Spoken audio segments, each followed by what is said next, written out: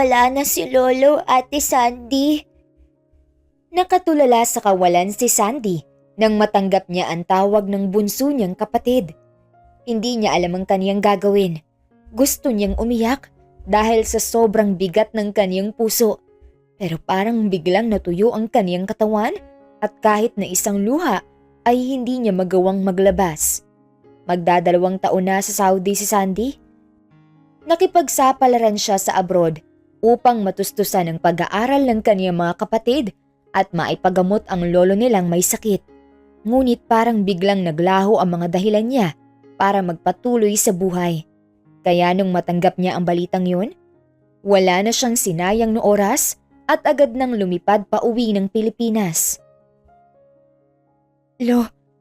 Naiusal na lang ni Sandy nang maabutan niya ang kabaong sa kanilang bahay. Gulat at pagkabigla ang bumalatay sa mukha ng kaniyang mga kapatid nang makita siya roon. Lolo ko! Napaluhod na lang si Sandy sa harap ng kanilang lolo dahil sa labis na panghihina. Nang wala na ang tapang na inipon niya upang makauwi ng maayos sa bahay nila. Ngayon na kumawala ang rumaragasang damdamin niya. Lolo, bakit? Bakit nandyan na ikaw, lolo ko? Ate Sandy, umuwi ka ba talaga? Lumuluhang nilingon ni Sandy ang kanyang nakababatang kapatid nang lapitan niya ito. Ate, ano nangyari, Sol? Bakit? Sol, sabihin mo sa akin kung bakit ganito. Nangako si Lolo sa akin. Sabi niya hihintayin niya akong makauwi.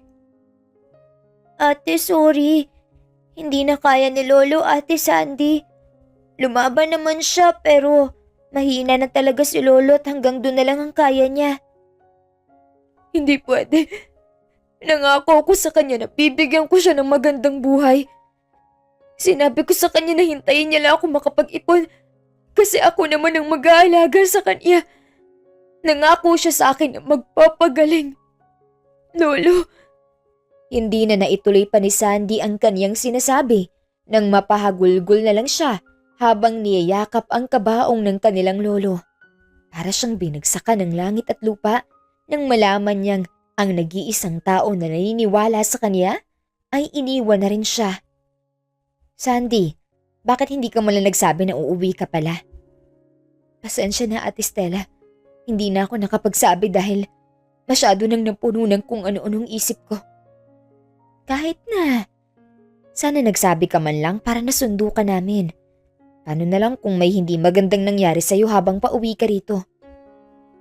Ayos na ako, Ate Stella. Ang mahalaga nakauwi na ako. Alam kong magiging masaya na si Lolo. Ate, huwag ka nang aalis ulit ha. Dito ka na lang. Wala na akong kasama, Ate Sandy. Wala na si Lolo. Hindi pwede. Ang ibig kong sabihin, hindi pa tapos yung kontrata mo sa Saudi, di ba Sandy? Oo, pero nagpaalam na ako sa agency na hindi na ako babalik dahil mas kailangan niyo ako ngayon. Hindi na tayo pwedeng magkahiwa-hiwalay.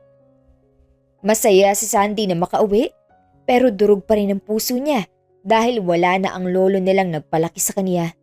Parang nagsisisi siya kung bakit umalis pa siya. Naiisip niya na sana na natili na lang siya sa tabi nito. Sa 2 taon na yun, sana mas pinili na lang niyang ubusin yun sa kaniyang lolo. Naayos ko na yung mga papel. Sandy? Napatingin si Sandy sa lalaki na kakarating lang sa kanilang bahay. Gulat na gulat ang ekspresyon na nakaguhit sa mukha nito nang nakita siya, kaya hindi niya maiwasan na mapangiti na lang. Aaron, tatawagan pa lang sana kita pero nandito ka na. Teka, anong ginagawa mo rito? Ang ibig kong sabihin, kailan ka pa nakauwi? Kagabi lang. Biglaan lang din ang pag-uwi ko kaya hindi na ako nakapagsabi sa inyo. Lumapit si Sandy kay Aaron na kanyang long-time boyfriend. Yumakap siya rito. Mahigpit na yakap dahil miss na niya ang lalaki. I miss you so much, Aaron. Sandy, miss na rin kita. Napangiti na lang si Sandy nang maramdaman niya ang pagyakap ni Aaron sa kanya. Pero bakit ganun ang nararamdaman niya? Parang tensyonado ang lalaki at napakababaw ng nararamdaman nito sa kanya. Napapagod na si Sandy.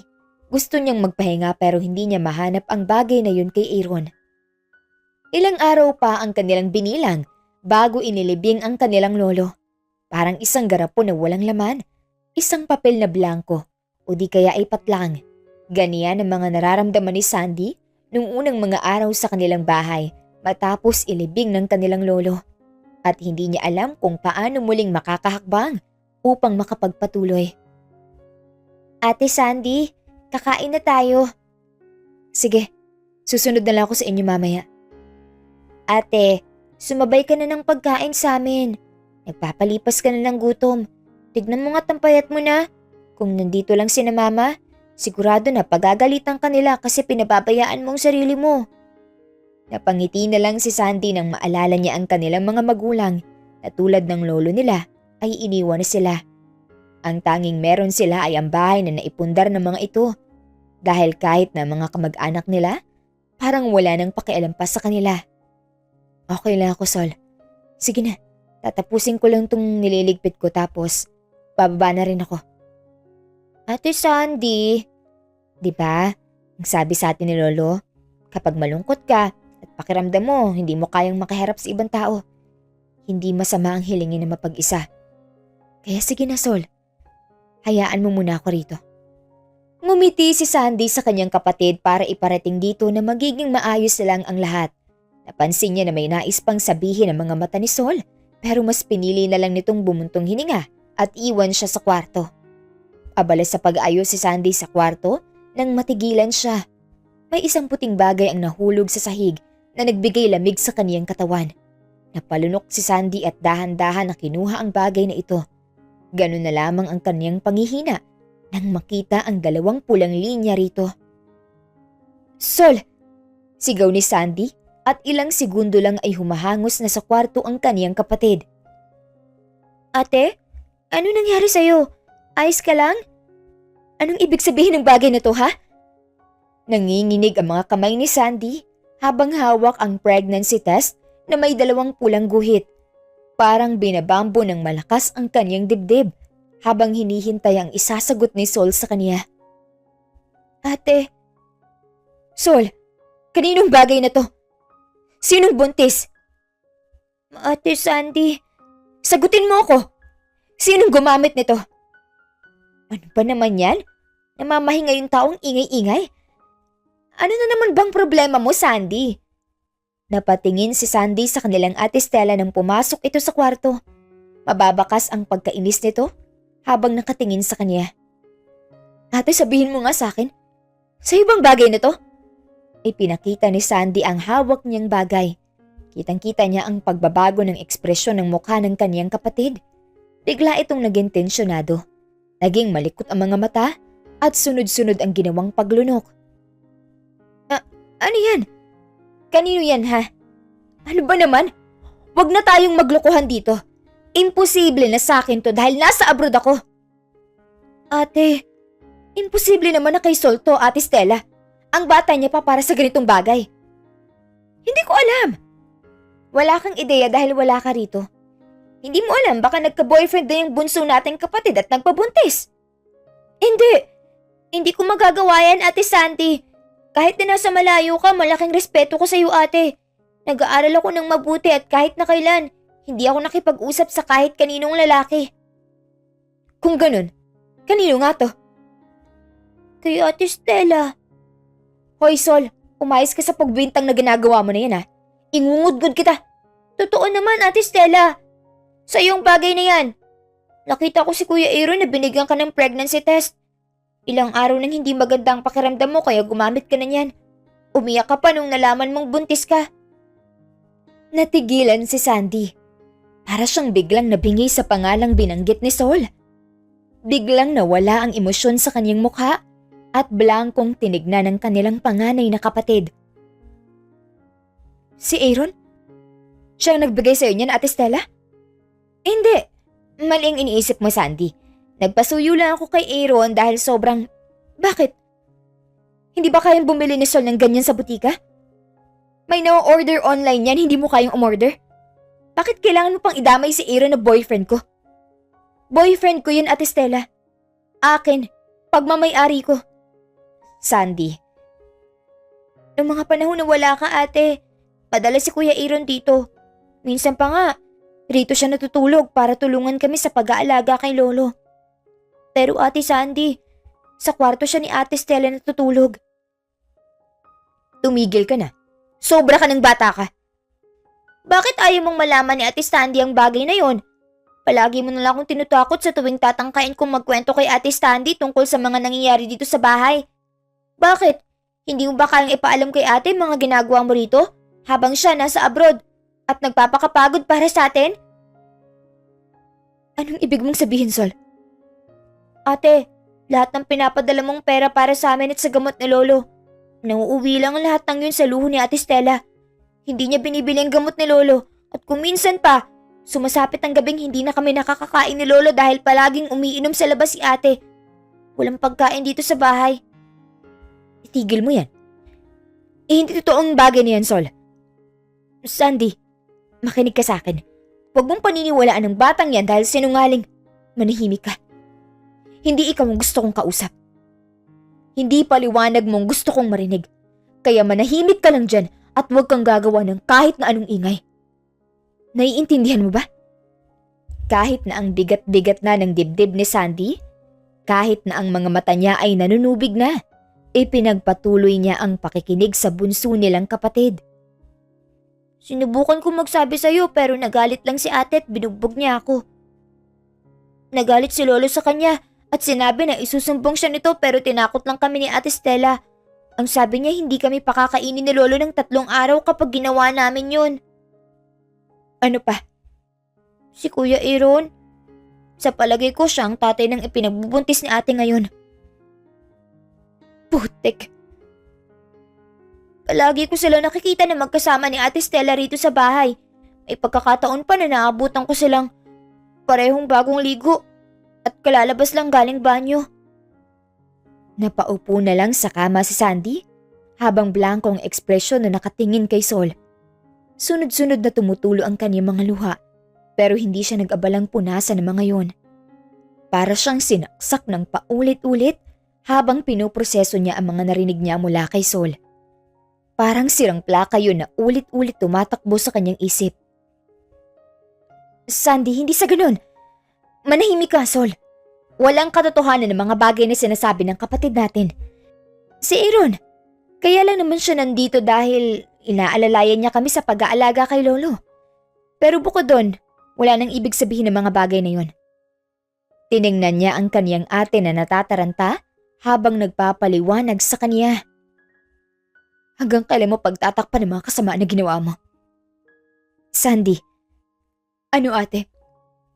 Lulusutan mo na naman ba to? Sandy, magpapaliwanag ako. Hindi ko alam kung kaya kitang paniwalaan. May katotohanan pa bang lumalabas sa bibig mo?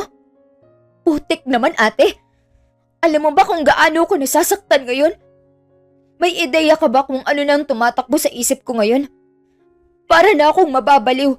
Para akong masisiraan ng bait. Parang gusto kitang kalimutan bilang kapatid ko. Napasuklay na lang si Sandy sa kanyang buhok gamit ang kanyang kamay. Pinipigilan niya ring tumulo ang kanyang mga luha. Pero nang may makawalang isang patak, tuloy-tuloy itong umagos na tila walang katapusan. 2 taon. Nagpapakasubsob ako sa ibang bansa para lang matustusan kayo. Para maipagamot si Lolo pero bakit ganito? Ate, alam mo ba na gustong-gusto kong uwi ng mga panahon na hinahanap ako ni Lolo? Pero hindi. Tinigisan ko yung loob ko kasi sabi ko, anong magiging buhay natin kung pare-pareho tayong walang trabaho? Hindi ko alam. Talagang hindi nyo alam.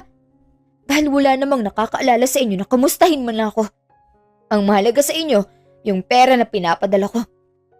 Imbis na ibili mo ng gamot si Lolo, nagpakasasa ka. Nagpakasarap ka masyado. Ngayon wala na si Lolo.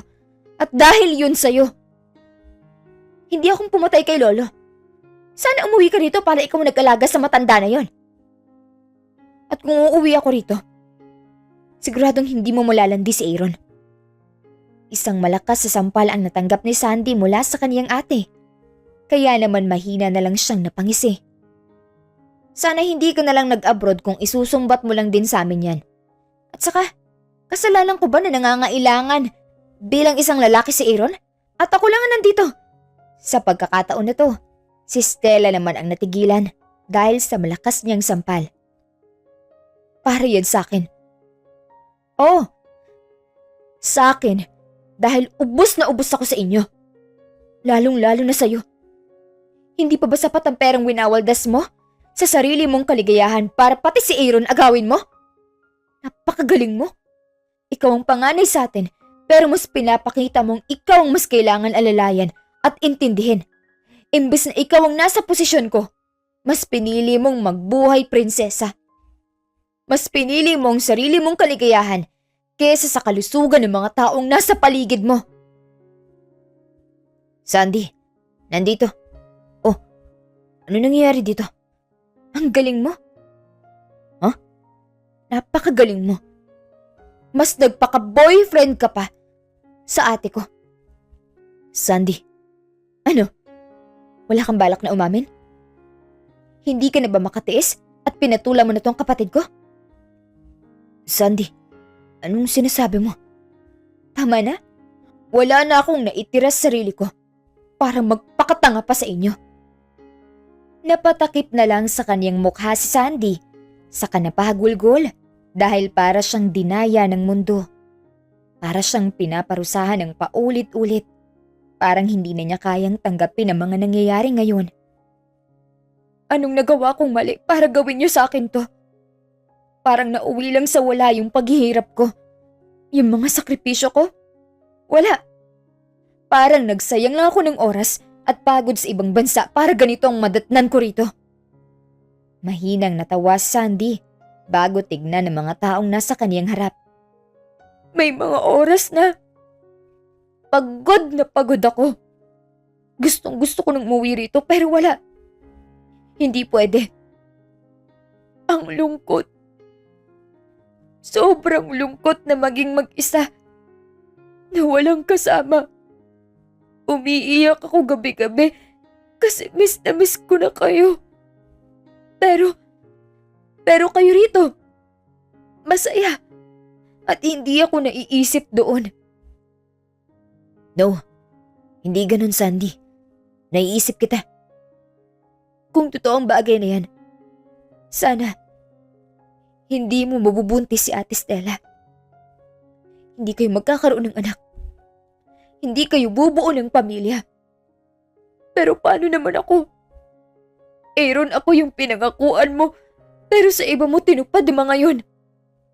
Napapahikbi na lang si Sandy sa tuwing naiisip niya na ginawa ni Aaron ang bagay na yun sa ate niya.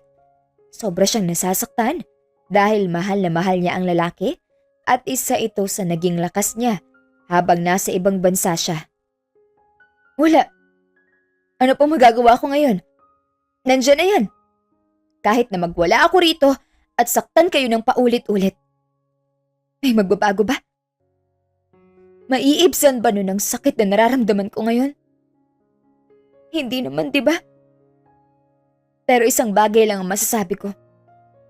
Habang buhay ko kayong ituturing na taksil. Hinding-hindi ko kayo mapapatawad. Sandy, anong gusto mong sabihin? Ayaw ko nang makita ang pagmumukha mo. Putulin na natin ang komunikasyon natin sa isa't isa. At kalimutan na natin ang kalokohang relasyon na to. Ate Sandy. Mag-impake ka, Sol. Aalis tayo. Kung yan ang gusto mo, sige. Magkanya-kanya tayo. Pero sa akin ang bahay na to. At sino nagsabi sa'yo na ikaw may karapatan dito? Nakapangalan kina mama at papang bahay na to. Kaya ibebenta natin to. Hindi ako papayag. At sa tingin mo, makikinig pa kami sa'yo? Hindi pa ba sapat ang winaldas mong pera ko? Tandaan mo, sa oras na maibenta kong bahay na to, lalayas ka rito at wala kang makukuhang kahit na ano. May karapatan pa rin. Hello? Tao po. Natigilan silang lahat ng may hindi inaasahang bisitang dumating sa kanilang bahay. May tao ba rito? Wait. Sabay-sabay silang nagpunta sa sala para matagpuan nilang isang lalaki na formal na nakatayo sa kanilang harapan. Nakatuksido ito at may dalang suitcase. Sa postura nito, parang isang kagalang-galang na tao. Sino ka? Kuya Martin? I didn't expect to see you here. Kilala mo yan? Oo, pinsan ko yun eh. Kinlaro ng lalaki ang lalamunan nito para muling makuha ang kanilang atensyon. Let me introduce myself. I'm Attorney Martin Rodriguez. Anong kailangan mo sa amin?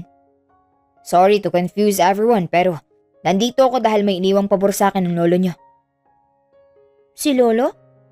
Yes, may iniwan siyang mana para sa mga naiwan niyang apo. Natahimik ang lahat dahil sa kanilang narinig. Hindi nila inaasahan ng malalaman nila. Kahit na kailan ay hindi nabanggit ng kanyang lolo na mayaman pa silang iniingatan. Sigurado ka bang kami talagang hinahanap mo?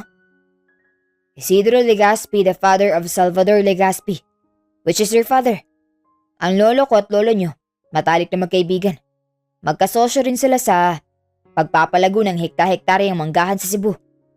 Pero bago mamatay ang lolo nyo, nagbilin siya kay lolo na ibenta ang parte niya para kapag namatay siya, may maiwan siya sa inyong mga apo niya. Napaupo na lang dahil sa sobrang pagkabigla si Sandy, dahilan para mapatingin si Martin sa kaniya. Gusto kong malaman kung anong iniwan ni lolo sa amin. Okay, shall we start? Nanginginig ang mga kamay ni Sandy nang nagtipon sila sa sala upang pakinggan ang dalang balita ni Martin sa kanila. Nakaupo ito sa tabi niya at si Aaron naman ay nakaupo sa tabi ng kaniyang ate. Kanina niya pa napapansin na parabang ang saya ng mukha ng kaniyang ate nang malaman ang tungkol sa mana nila. This is the last testament of your lola. Nakalagay rito na ang 30% sa pinagbentahan ng kaniyang lupain ay mapupunta kay Sol Legazpi at ang bahay na to at ang 20% mapupunta naman kay Stella Legazpi. 20% lang? Paano naman yung matitira? Saan mapupunta ang 50% na natitira? Nakalagay rito na ang 50% at ang natitirang lupain nito sa Cebu mapupunta kay Sandy Legazpi. Ano? Paano nangyaring bagay niyan? Hindi pantay ang paghahati ni lolo? Dahil si Sandy lang ang tanging nagparamdam ng pagpapahalaga sa lolo niya. Ang sabi rin dito, si Sandy lang din ang nakikitaan niya ng potensyal na napalago ang mga naiwan niya. Galit na tumayo ang ate niya at hinarap siya. Hindi ako papayag. Alam kong kakuntsaba mo si lolo. Baka hindi ka naman talaga nagtrabaho sa abroad at palabas lang yon para mangyaring bagay na to. Ang galing mo, Sandy. Wala akong alam. Hindi ako naniniwala. Kaya pala gano'n na lang kadali sa'yo na pumunta ron dahil alam mong tungkol dito. Hindi ako papayag na ikaw mas maraming makukuha rito. Ako ang panganay. Kaya ako dapat ang mas may karapatan. Sinabi ko nang wala akong alam tungkol sa bagay na to. At kung matagal lang sinabi ni lolo sa akin to, sisiguraduhin ko na wala kang makukuha kahit na 5 duling. Kung alam ko lang rin na may pera pala tayo, hindi na ako magpapakahirap sa ibang bansa at malalayo sa inyo.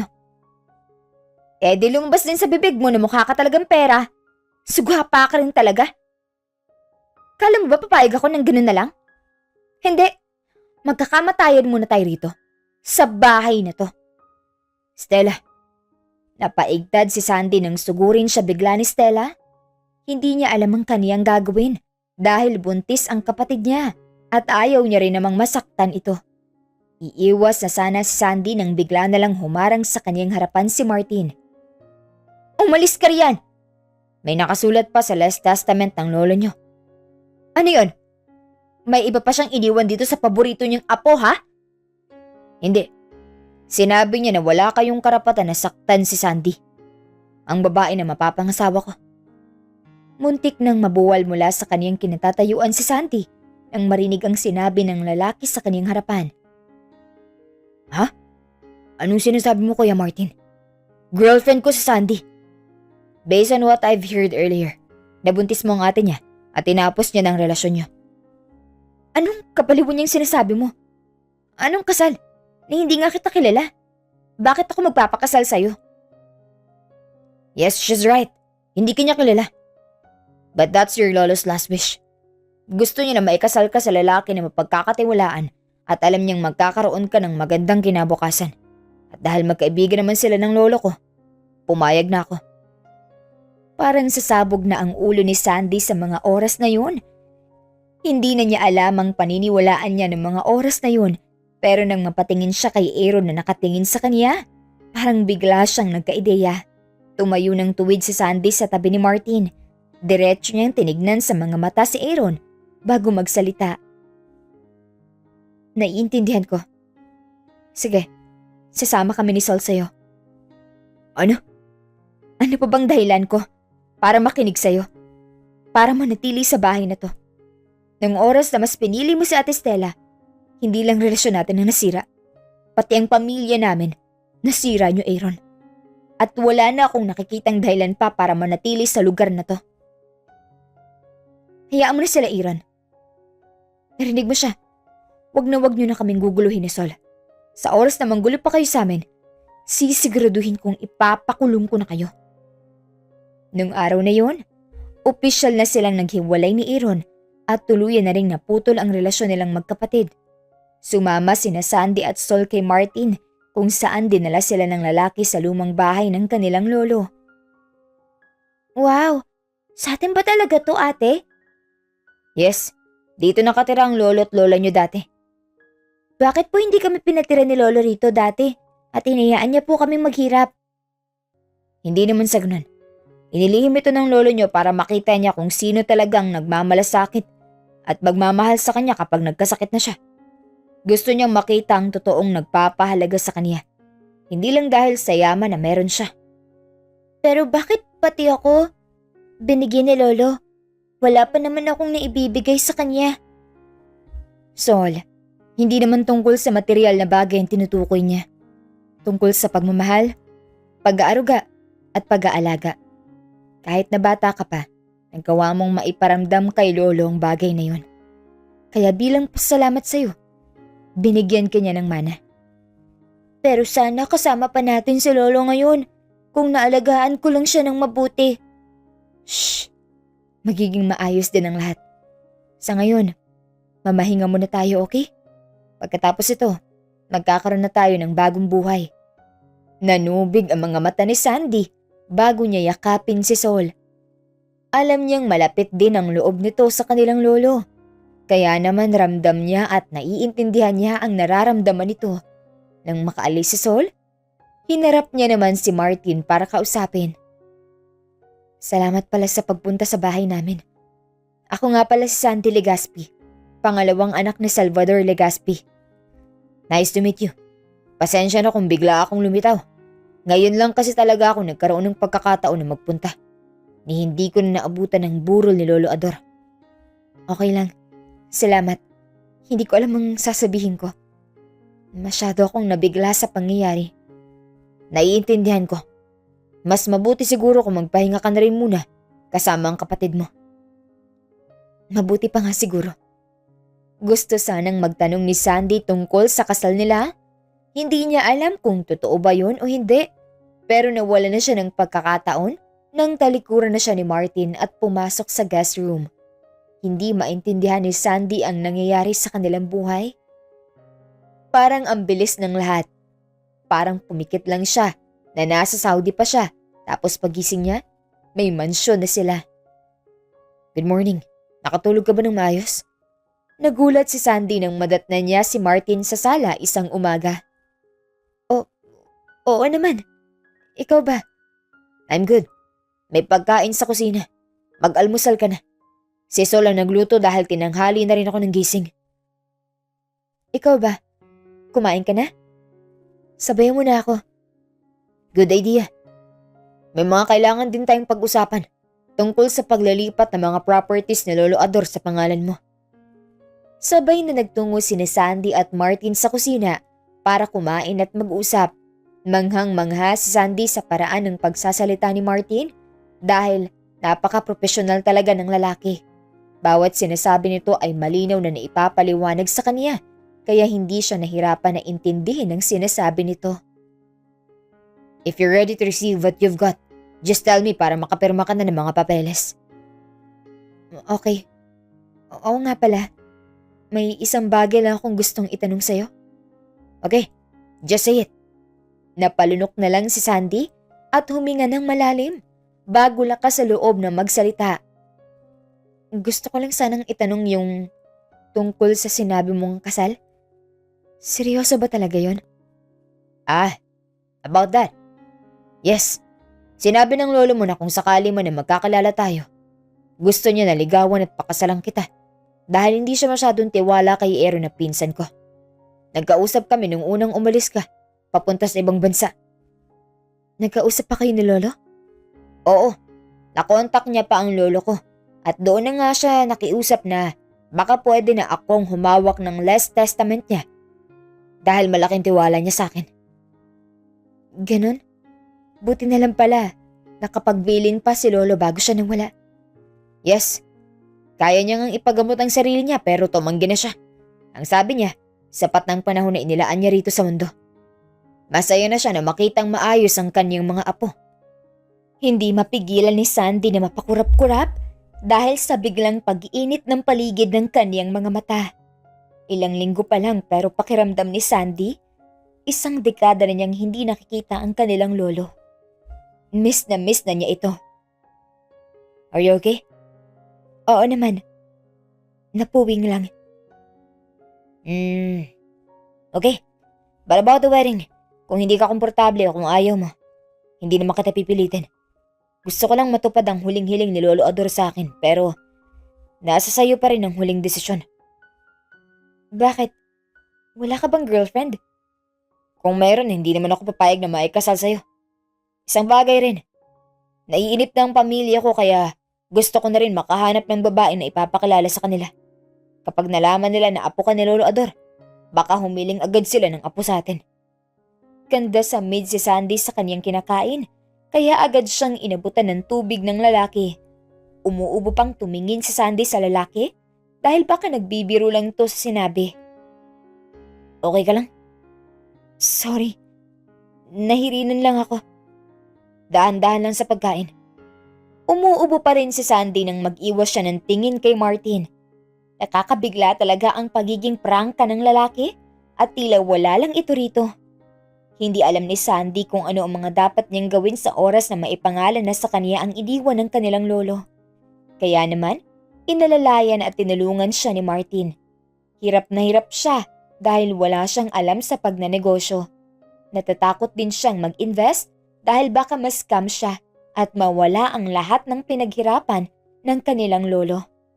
Pero dahil sa pag-alalay ni Martin sa kanya, unti-unti ay nakasanayan ni Sandy ang pamamalakad sa mundo ng pagnanegosyo. Kumusta ang investment mo? Tungkol sa bagay na yan. Mataas ang naging sales last month, tapos maraming gusto makipag-partnership sa akin. Galing bilis mo namang maka-impluwensya. Hindi naman. Sinunod ko lang yung mga sinabi mo sa akin. Saka mas gusto kong pagtuunan ng pansin ng manggahan na naiwan ni Lolo. Pakiramdam ko, nasasaya ko ron. Yeah, that's right. Always follow your heart. Kung saan ka sa tingin mo sasaya, doon ka. Huwag mo nang kalabanin ang sarili mo. Hindi ko naman magagawa ang lahat ng to kung hindi dahil sa'yo, Martin. Wala akong alam sa paghawak ng isang negosyo. Pero dahil nandyan ka, palagi mo kong inaalalayan, hindi na naging mahirap sa akin ang bagay na to. You're always welcome, Sandy. Sa akin kay binili ni Lolo Ador, kaya kailangan lang na alalayan kita sa lahat ng bagay. Talaga bang hindi ka pa rin sumusuko sa kasal na sinasabi mo? Natawa na lang ang lalaking kaharap niya bago mga lumbaba at titigan siya ng husto. Sabi ko naman, nasa iyo pa rin ang huling desisyon. Kung anong gusto mo, yun ang masusunod. Hindi maiwasan ni Sandy na mapangiti dahil sa sinabing yun ni Martin. Hindi niya alam kung kailan sila naging malapit ng lalaki. Basta isang araw, napagtanto na lang ni Sandy na palaging nandyan si Martin para sa kanya.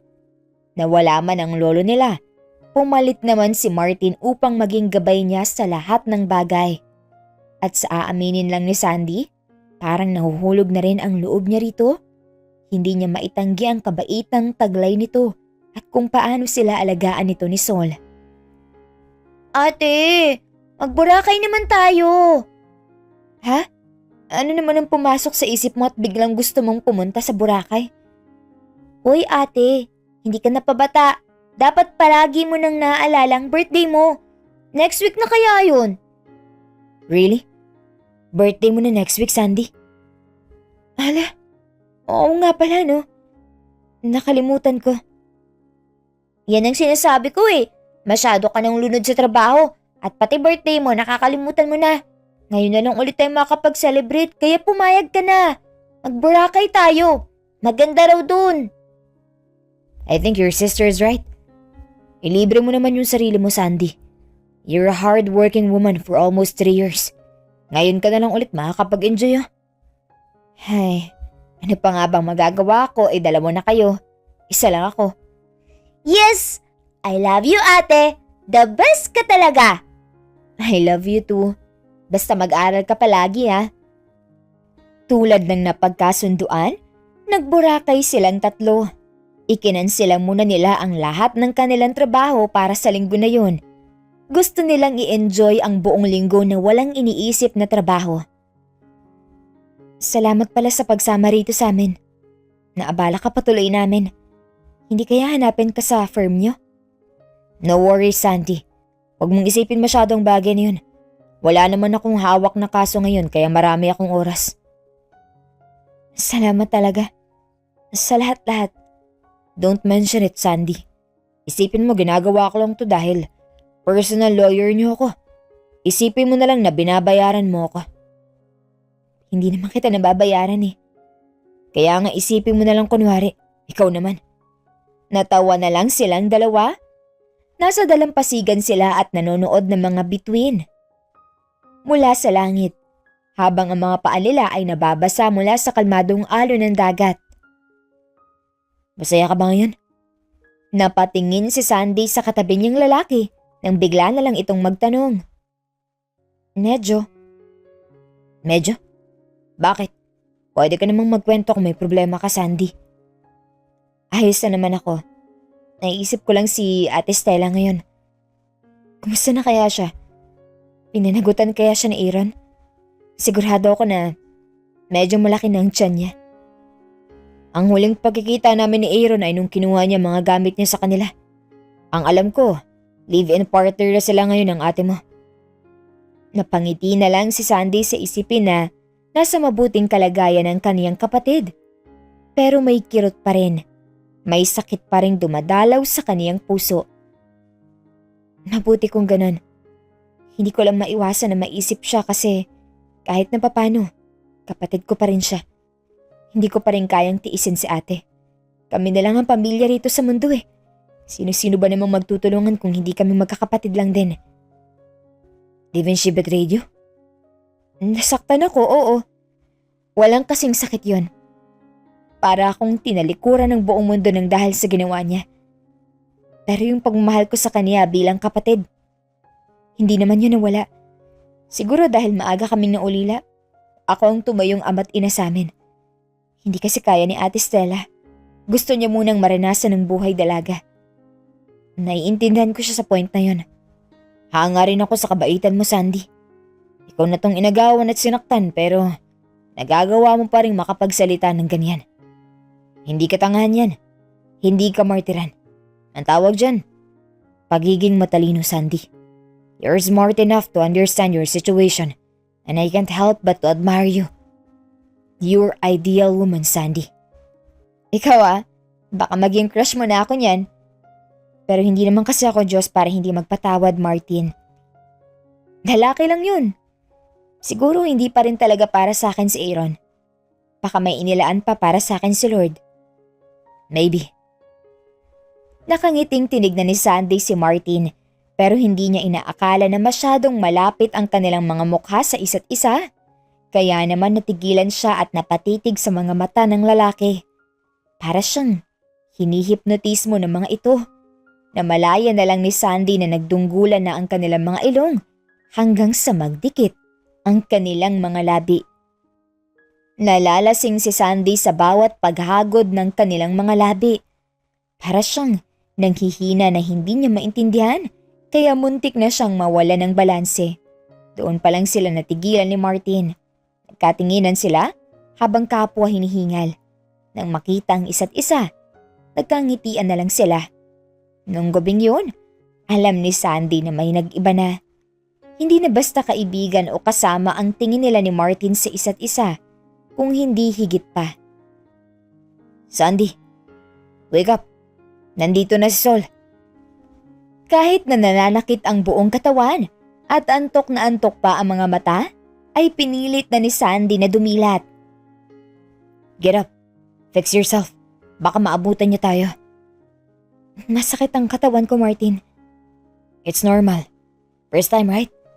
Napangiti na lang si Sandy nang maalala niya ang nangyari kagabi. Yun na siguro ang best birthday gift na natanggap niya sa buong buhay niya. Umikot siya paharap sa lalaki na kapwa niya ay wala ring suot na kahit ano. Give me more 5 minutes. Sandy. Fine. 5 more minutes, okay? Yes po. Pipikit na ulit sana si Sandy nang mapangiti na lang siya dahil naramdaman niya ang mga labi ni Martin sa labi niya. 5 minutes lang, Martin. Tss, hayaan mo na natin si Sol. Natawa na lang si Sandy bago tugunin ang malalim at mapusok na mga halik na pinapaulan ni Martin sa kaniya. Naging perpekto na ang lahat sa mga mata ni Sandy. Lahat ay nakaplano na kung paano niya patatakbuhin ang kanyang negosyong manggahan, kung paano siya mag-i-invest at kung paano niya ipapaalam kay Martin ang tunay niyang nararamdaman. Handa na ulit siyang sumugal. Handa na ulit siyang sumuong paabante.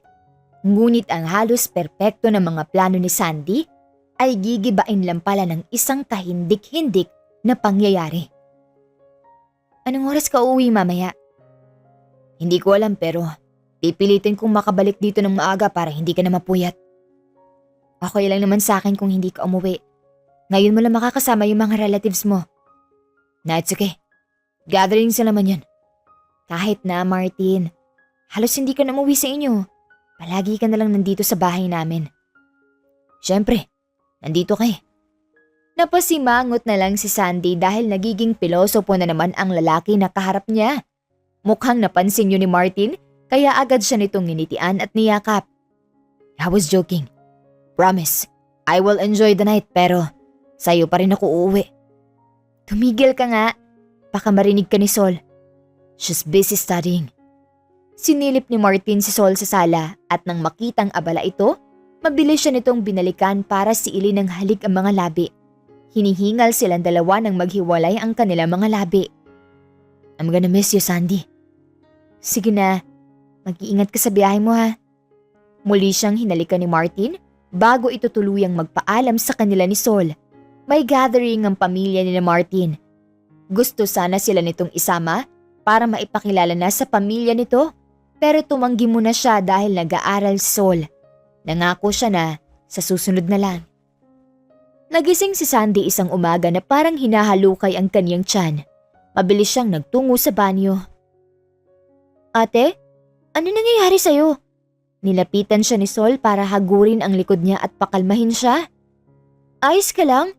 Gusto mo ba ng tubig? Ayos na ako. May nakain ata akong hindi maganda kagabi. Shh! Ayaw mong ingatan ang sarili mo, ate. Magpa-check up ka na kaya? Okay lang ako, Sol.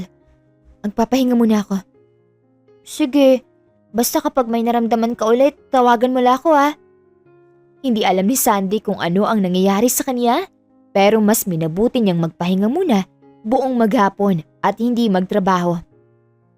Sandy, how are you feeling? Naramdaman ni Sandy na may tumabi at yumakap sa kanya habang natutulog siya. Naamoy niya ang pamilyar na pabango ni Martin kaya kusa na lang siyang napangiti. Masama raw ang pakiramdam mo, sabi ni Sol. Kauuwi mo lang ba? Yes, but I want to rest. Napagod ako, Sandy. Come here. Niyakap ni Sandy si Martin upang makatulog din ito sa tabi niya. Hindi maipaliwanag ni Sandy ang kapayapaan na nararamdaman niya sa tuwing magkatabi sila ni Martin. Hindi niya na masabi na kaya niyang walang Martin sa tabi niya dahil hindi niya na makita ang sarili na mabubuhay na hindi si Martin ang makakasama niya. Martin, kumusta naman ang naging gathering niyo? Everything went well. Nangunot ang noo ni Sandy nang mapansin niyang nag-iwas ng tingin si Martin matapos nitong sumagot sa kaniya. Napapansin ni Sandy na parang balisa at okupado ang lalaki nitong mga nagdaang araw sa hindi niya malamang dahilan. Gusto niyang tanungin ng lalaki kung may problema ba ito. Pero palagi siyang nawawala ng pagkakataon sa tuwing iiwas ng tingin si Martin o di kaya ay magpapaalam na itong umalis. Mabuti, I gotta go. Mamaya na lang tayo mag-usap.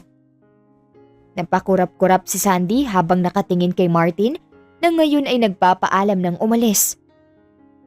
Sige, mag-iingat ka ha. Ngumiti na lang ang lalaki sa kanya. Napansin ni Sandy na parang may gustong sabihin si Martin sa kanya pero mas pinili nitong bumuntong hininga bago siya talikuran. Umalis ito ng walang halik sa mga labi tulad ng kanyang nakasanayan. Hindi alam ni Sandy pero hindi maganda ang pakiramdam niya. Parang may mali. May hindi tama sa mga nangyayari. Baka naman pagod lang si Kuya Martin. Hindi. Iba yung pagod, Sol. Mapapansin mo naman yon. Hindi na nakayanan pa ni Sandy at dumating na siya sa punto na nagsabi na siya kay Sol tungkol sa nangyayari kay Martin.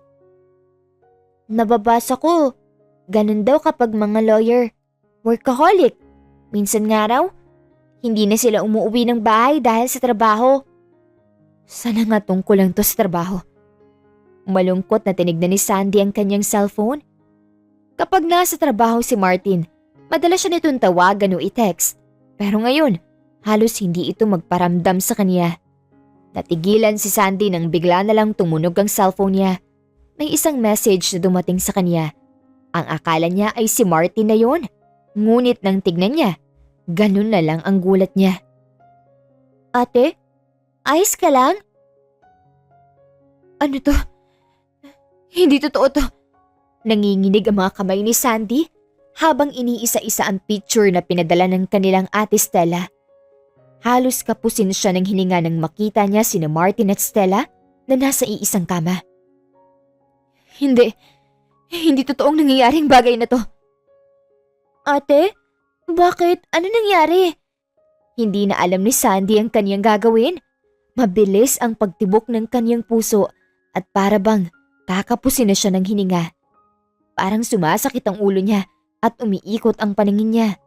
Nabitawan na lang ni Sandy ang cellphone niya bago siya tuluyang mawala ng malay. Ate Sandy! Masakit pa ang ulo ni Sandy nang magising siya. Napagtanto niyang nasa loob siya ng kaniyang kwarto. Para siyang walang lakas nang lumingon siya sa kaniyang paligid. At doon, nakita niya si Martin na nakatayo habang matamang nakatitig sa kanya. Kumusta ang pakiramdam mo? Gusto mo bang dalhin na kita sa ospital? Mayamos sa tanong nito. Inabot pa ng lalaki ang kaniyang kamay upang pisilin yun. Hindi alam ni Sandy ang kaniyang gagawin o mararamdaman habang nakatingin kay Martin. O baka gusto mong kumain. Ipagluluto kita. Hindi pa rin siya nagsasalita. Blanko ang mga matang nakatingin lang siya sa lalaki. Malinaw na malinaw pa rin sa kanya ang mga nakita niya.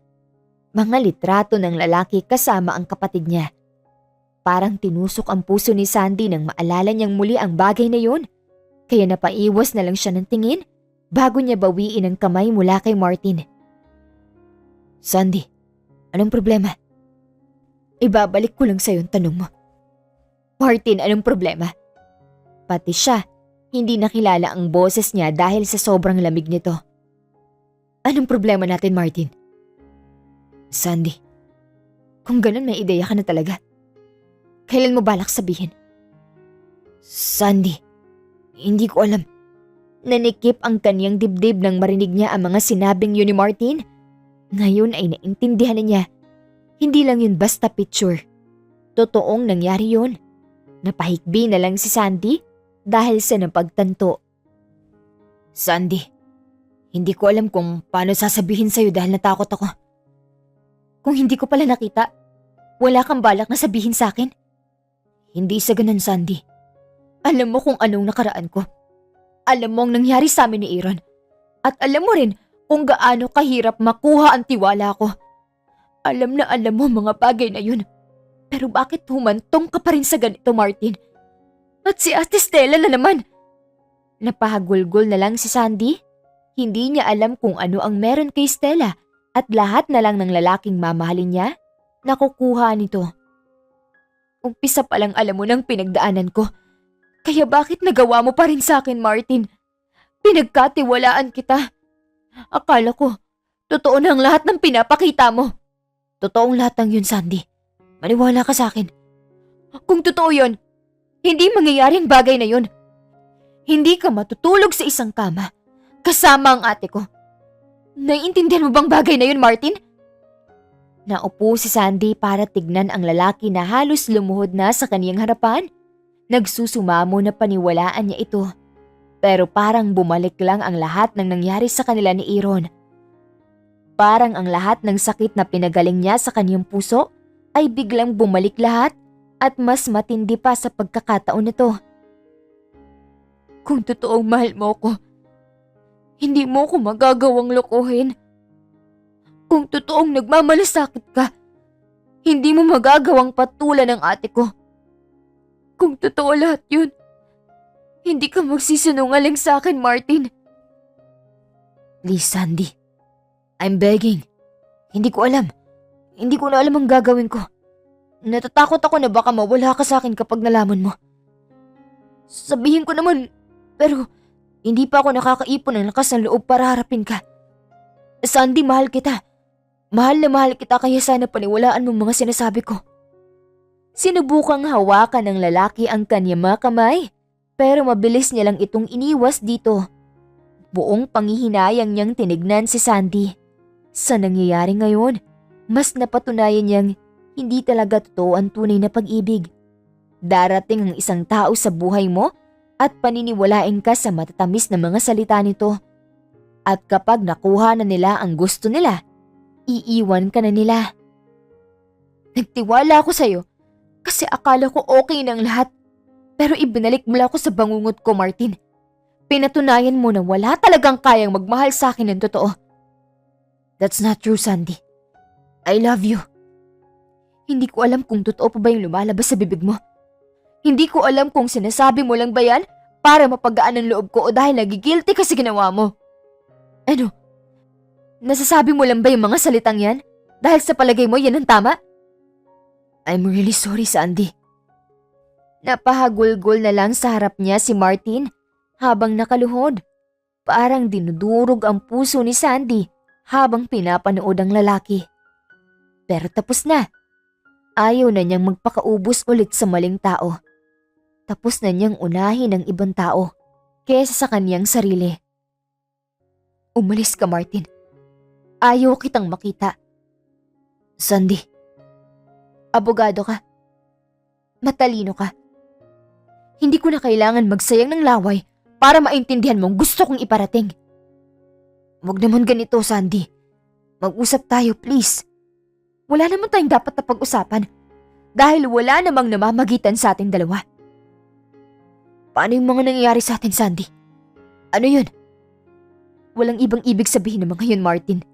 Wala kang responsibilidad sa akin kaya umalis ka na.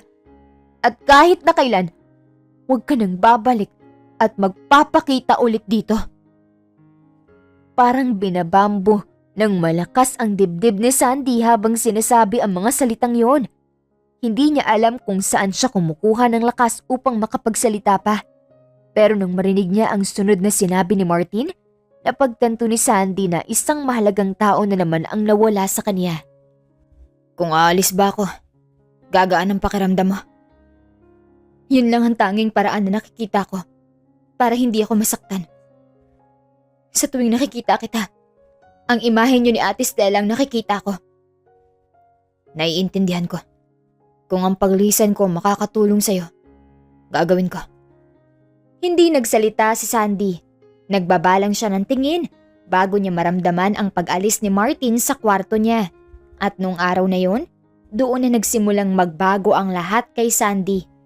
May mga pagkakataon na talagang susubukin ang katatagan natin. Maraming darating na problema sa atin upang subukan kung hanggang saan tayo makakarating.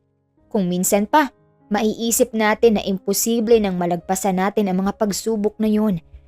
Ngunit ang matalinong pagdedesisyon at diskarte ang tanging magliligtas sa atin at ang pagtitiwala sa ating sarili ay siyang pinakamatibay na sandata. Ate Sandy, kain na tayo. Nakapagluto na ako. Sige na, kumain ka na. Nagtatrabaho pa ako. Ate, kanina ka pa hindi kumakain. Baka kung mapano ka na yan. Okay lang ako. Kakain na lang ako mamaya. Pero ate, Sandy, bakit ba ang kulit mo? Sinabi ko nang wala akong ganang kumain. Ate, natigilan si Sandy nang mapagtanto niya kung ano ang nagawa niya. Gulat na nakatingin si Sol sa kanya habang nanubig ang mga mata nito. Napahilamos na lang sa kanyang mukha si Sandy gamit ang mga palad niya. Sorry. Ate, gusto lang naman kitang makasabay kumain sa lamesa. Simula kasi nung umalis si Kuya Martin dito sa bahay, para ka na rin nawala. Hindi ko na maramdaman ang presensya mo. Lagi ka na lang nagtatrabaho at halos hindi mo na ako kinakausap. Ate, ano nangyayari sa'yo?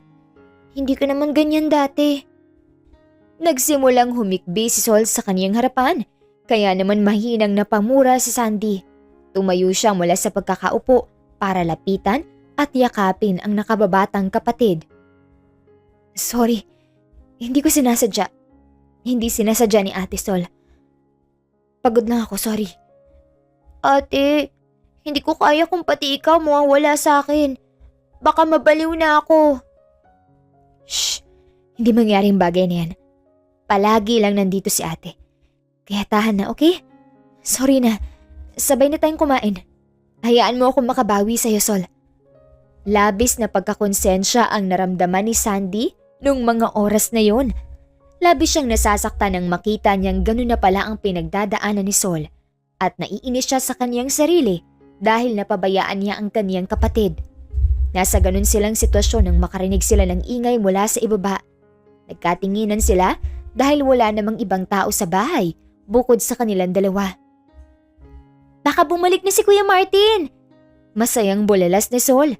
Hindi na nakapagsalita si Sandy nang mabilis na tumayo ang babae at nagmamadaling bumaba upang tignan kung sino ang tao ron. Susunod pa lang sana si Sandy kay Sol nang marinig niya ang sigaw nito. Ate Sandy! Sol, ano nangyari sa'yo? Nagmamadaling bumaba si Sandy upang tignan ang nangyari kay Sol. Ganun na lang ang gulat niya nang makita kung sino ang nasa loob ng kanilang bahay. Hello my dear sister. Long time no see. Kumusta ng munting heredera ng aming pamilya? Anong ginagawa niyo rito? Bakit hawak niyo si Sol? Akin na si Sol. Bitawan niyo siya. Nanginginig sa takot si Sandy habang nakatingin kay Sol na ngayon ay hawak ni Aaron. May nakatutok na baril sa ulo nito na nagbibigay nerbiyos kay Sandy. Ikaw naman? Pumasya lang naman kami. Ganyan bang isasalubong mo sa ate mo? Ano ba talagang kailangan niyo sa amin, Ate Stella?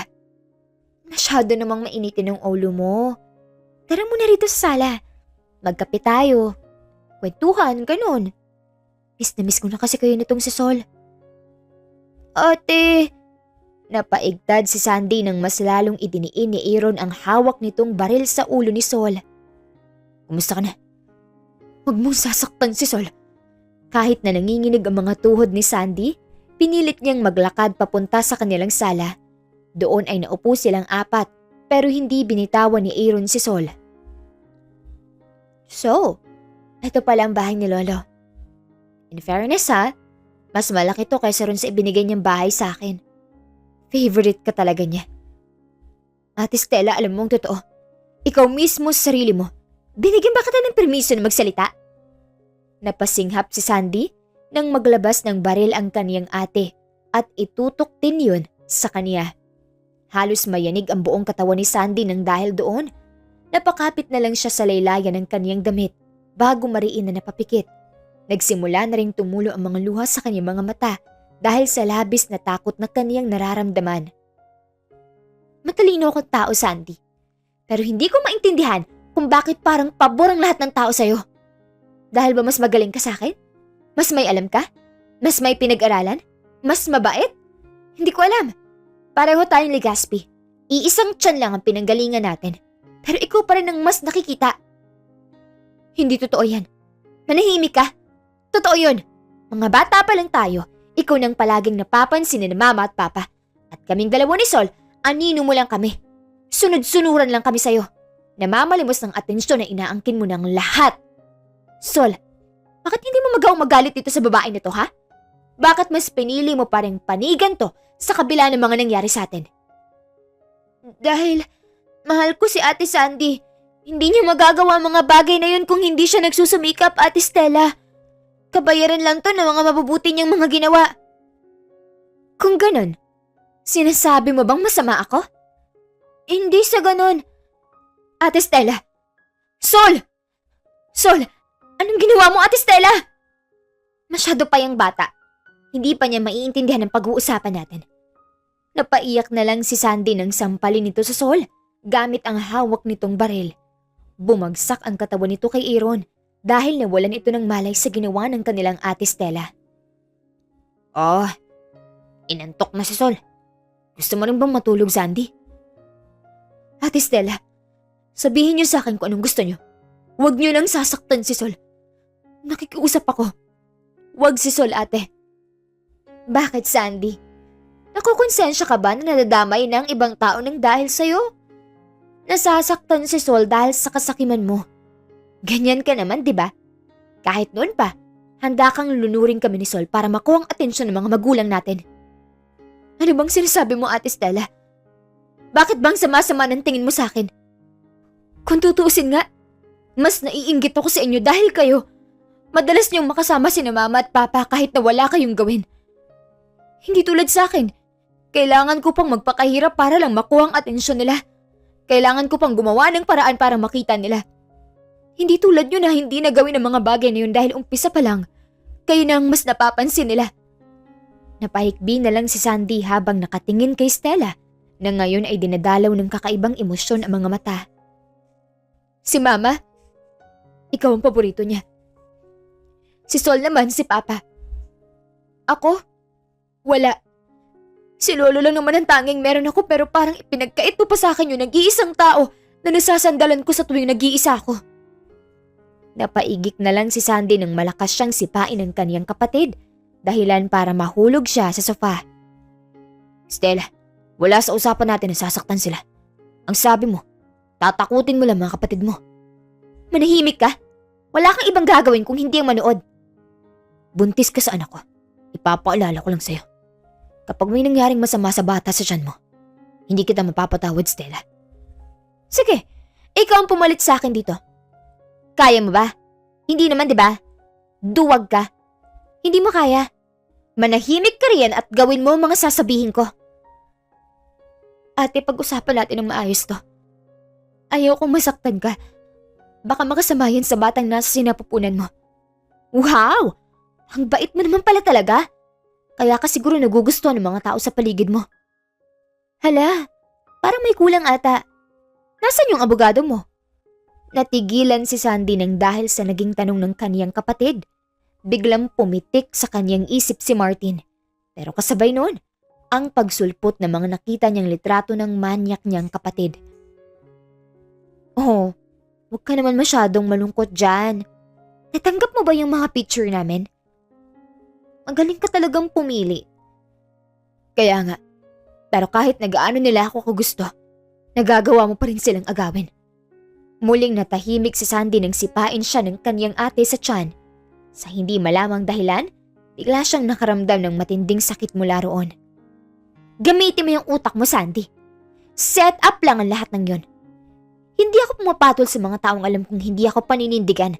Kaya sa'yo na yung abogado mo pero kinuha ni Stella ang buhok niya at pilit siya nitong pinatingin dito. Akin? Ang yaman mo. Yan lang ba? Yan lang ba ang gusto mo para gawin sa amin ng solang bagay na to? Bulag na bulag ka na sa pera, Ate Stella. Kayang-kaya mong talikuran ng lahat para sa panandali ang kaligayahan. Ibibigay mo ba kailangan ko pang saktan ulit si Sol? Huwag mong idadamay sa kasakiman mo si Sol. Kung ganun, ibigay mo sa akin ang lahat ng meron ka. Naglabas ng envelope si Stella kung saan may mga papeles na kailangan niyang pirmahan.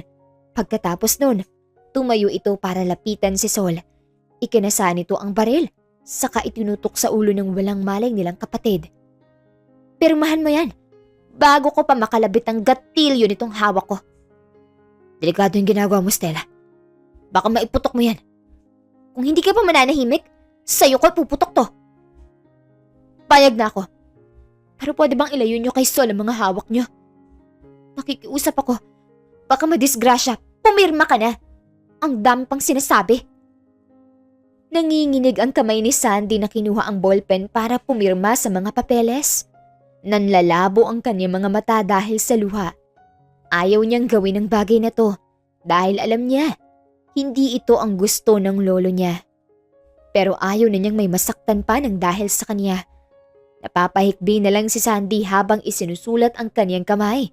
Pero bago pa man siya matapos, nagulat silang lahat nang bumukas ang pinto at pumasok mula ron si Martin na hinihingal. May mga kasama ito, parang mga pulis. I knew it. Sabi ko na, hindi talaga kayo titigil hanggat hindi nyo nakakamkam ang lahat. Martin! Napahikbi na lang si Sandy nang makita ang lalaki. Parang bigla niyang naramdaman na ligtas na sila ni Sol sa mga oras na yon. Okay ka lang ba? Sinaktan ka nila? Martin, I'm sorry. Shh! It's okay. I understand. Hahakbang na sana si Martin palapit sa kanya nang dito naman itutok ng kanyang ate Stella ang hawak nitong baril para maalarma ang lahat. Nagtaas din ng baril ang mga pulis na kasama ni Martin. Kinuha naman ni Aaron ang lupaypay na si Sol para gawin itong hostage. Lakas talaga ng pakiramdam mo. Put your gun down, Aaron. Sumuko na kayo para hindi na madagdagan ang kaso na kahaharapin nyo. Kung makukulong din naman ako, sasagarin ko na. Aaron, please wag si Sol. Bitawan mo na siya. Nakikiusap ako, Aaron. Wag yung kapatid ko. You're wasted, Sandy. Kung hindi ka rin naman mapupunta sa akin, mamatay na lang tayong dalawa. Nanlaki ang mga mata ni Sandy nang itutok ni Martin ang hawak na baril nito sa kanya at walang pagdadalawang isip na kinalabit ang gatilyo nito. Sandy! Narinig ni Sandy ang putok ng baril, ngunit hindi niya naramdaman ang pagtama ng bala nito sa kaniyang katawan. Kapag kuwan, mainit na mga braso ang pumulupot sa kaniya. Damn, I almost miss it. Martin, I will always love you, Sandy. No, no, no, no. Martin! Sabi nila, ang pag-ibig daw ay parang isang sugal na hindi mo malalaman ang katotohanan kung hindi mo susubukan. Pero paano na lang kung ang pag-ibig pala na sinasabi nila ang magdala sa'yo sa isang bangungot na hindi mo na kayang takasan at makalimutan? Susugal ka pa rin ba? Hindi ko alam kung may mukha pa ba akong maihaharap sa'yo pagkatapos ang lahat ng ginawa mo sa akin. Hindi ko alam kung magagawa pa rin ba kitang tignan tulad ng dati. Masyado mong inilagay sa kapahamakan yung sarili mo. Tumulo na lang ang luha sa mga mata ni Sandy habang kinakausap niya ang natutulog na si Martin. Ilang araw na itong nasa ospital at natutulog dahil sa tama ng baril na natamo nito. Sabi ko okay lang ako, di ba? Sinabi ko sa'yo na okay lang ako. Kaya bakit sinugal mo pa rin ang buhay mo para sa akin? Ngayon gumising ka, Martin. Idilat mo yung mga mata mo. Hindi pwedeng ganito. Ate, kalma ka lang. Baka kung anong mangyari sa yun at sa baby mo. Mas lalo lang napaiyak si Sandy nang maalala ang bagay na yun. Buntis siya at si Martin ang ama. Pero hindi niya alam kung magagawa pa ba siyang mapatawad ng lalaki. Matapos nang nangyari, pakiramdam niya ay galit si Martin dahil hindi niya ito pinaniwalaan. Tahan na ate. Sabi naman ng doktor ni Kuya Martin, gigising pa rin naman siya, di ba? Kaya lakasan mo lang ang loob mo ate. Kailangan mo magpakatatag. Hindi lang para sa'yo, kundi pati na rin sa magiging anak niyo. Hindi alam ni Sandy kung ilang luha pa ang kaniyang kailangan ubusin. Handa siyang magpakababa para sa taong ibinuwis ang buhay para lang sa kaniya at handa siyang gawin ang lahat ng sasabihin ni Martin sa kaniya para lang mapatawad siya nito. Lumipas pa ang mga araw na natutulog pa rin si Martin hanggang sa ibalita ni Sol na sa wakas, idinilat na ni Martin ang mga mata nito. Kinakabahan ako. Bakit naman? Sigurado ako na magiging masaya si kuya kapag nakita ka niya. Saka magkakaanak na kayo oh. Mas lalo siyang matutuwa kapag nalaman niya ang tungkol sa bagay na yun. Paano kung galit pala sa akin si Martin? Paano kung isinusumpa na niya ako ngayon? Parang hindi ko siya kayang harapin, Sol. Ano ka ba, ate? Mahal na mahal ka nun. Hindi yun magpapabaril kung wala ka lang sa kanya. Saka paano natin malalaman kung hindi mo siya kakausapin? Natahimik si Sandy at napaisip. Tama si Sol. Paano niya malalaman kung hindi niya kakausapin si Martin? Kahit na nagdadalawang isip, sumama na si Sandy kay Sol papunta sa ospital. Nanlalamig siya habang naglalakad sa tahimik na pasilyo. Para siyang kinakapos ng hininga dahil sa bilis ng tibok ng puso niya. Sa labas pa lang ay narinig na niya ang mga boses sa loob ng kwarto. Mukhang nandito pati ang pamilya ni Martin. Gusto mo na bang pumasok sa loob? Nandyan pa yata yung family niya. Hayaan muna natin sila. Sige, maupo ka. Napaigtad sina Sandy nang may biglang lumabas sa hospital room ni Martin. Isang ginang na nahahawig sa binata. Kinabahan bigla si Sandy sa hindi malamang dahilan. Mga kaibigan ba kayo ni Martin? Nandito ba kayo para bisitahin din siya? Opo. Tapos ito po si Ate Sandy. Magiging daughter-in-law niyo po siya. Napamulagat si Sandy dahil sa sinabi ni Sol. Gusto niyang sabunutan ang kapatid kung wala lang ang nanay ni Martin sa kanilang harapan. Ngumiti ang ginang sa kanila. Ikaw pala si Sandy. Mabuti siguro kung pumasok ka muna sa loob. Biglang kinabahan si Sandy nang mag-iba ang tono ng babae na nasa harapan nila ngayon. Napalunok siya nang makitang pinalabas pa nito ang ibang bisita ni Martin bago siya papasukin sa loob. Mas mabuti kung kayong dalawa munang mag-usap, iha. Sige po. Kinakabahan na naglakad papasok si Sandy. Nakita niya si Martin na nakaupo sa hospital bed. Nang maramdaman nito ang presensya niya, nilingon siya nito. Ay, kumusta nang pakiramdam mo? Pinapasok ako. Sino ka?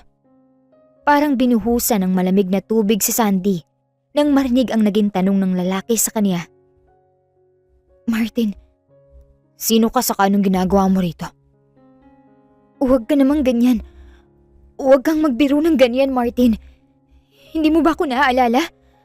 Ako si Sandy Legaspi. Naaalala mo ba?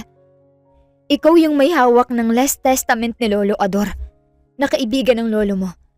Martin, alalahanin mong mabuti kung sino ako. Nagunahan na ang luha sa mga mata ni Sandy nang makalapit siya kay Martin. Naninikip ang dibdib niya habang pinagmamasdan ang walang emosyong mukha ng lalaki. Martin Rodriguez, hindi mo ko pwedeng kalimutan. Sabi mo mahal mo ako. Nangako ka sa akin. Alalahanin mo ko. Napapahikbi na si Sandy.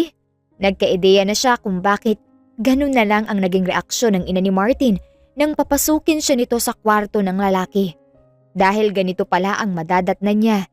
Kahit na nakakulong na ang ate Stella niya at si Aaron, handa siyang balikan ang mga ito para panagutin sa nangyari kay Martin. Sinabi mo sa akin na mahal mo ako. Nangako ka sa akin, Martin, na hindi mo ako iiwan. Tuparin mo yun kasi mahal na rin kita. I knew it. Napatingin si Sandy sa lalaki nang bigla na lang itong tumawa. Hinawakan nito ang kaniyang kamay at hinila palapit dito para yakapin ng mahigpit. Paano ko magagawang makalimutan ang babaeng pinakamamahal ko? Kahit siguro ipanganak ulit ako, si Sandy Legaspi pa rin ang mamahalin ko. Nakakainis ka! Nakakainis ka! Shh! Sinijoke lang kita. Gusto ko lang i-make sure na ako pa rin ang lalaki na mahal mo. Kahit na matagal ako nakatulog dito. Nakakainis ka talaga! Mahinang pinalo ni Sandy si Martin dahil sa kabaliwan ng lalaki. Akala niya ay totoo na talagang nawalan ito ng alaala. Baka ikamatay niya kapag nangyari ang bagay na yun. Sorry na po, Tana. Hindi naman kita makakalimutan at ang mga pangako ko sa'yo. Si Sandy Legaspi lang ang mamahalin ni Attorney Martin Rodriguez. Habang buhay, hindi ko kayang mabuhay nang wala ka. Ikaw kasi eh. Kung tinutuo mo ang bagay na yun, baka itago kong anak natin sa'yo. Naramdaman ni Sandy na natigilan ang lalaki nang marinig ang sinabi niya. Uy, ano nangyari sa'yo? Okay ka lang ba?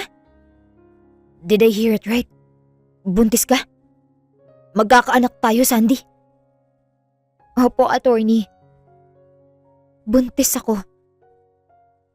At kung nagkataon na kinalimutan mo ko, mawawalan ka ng anak. Sandy, tumawag ka ng nurse. Ha? Bakit? Makakatulog ata ulit ako. Martin? Martin! Napasapo na lang sa kanyang sariling noo si Sandy. Nang muling pumikit ang mga mata ng lalaki na tila nawala ng malay. Napapailing na lang siya habang tinitignan ito. Pero hindi niya maiwasan na mapangiti na lang dahil sa wakas, nakuha na rin niya ang masayang buhay na hinihiling niya. Siya, si Martin at ang magiging anak nila. Ipinangako ni Sandy sa kaniyang sarili na magiging mabuti siyang ina at asawa, nahahangaan ng maraming tao. Maraming salamat po sa inyong pakikinig. Kung nagustuhan niyo ang kwento, please leave a like, comment, share and subscribe to my YouTube channel. This is Miss Hanalet here in Miss Teen Stories. Hanggang sa muli, paalam!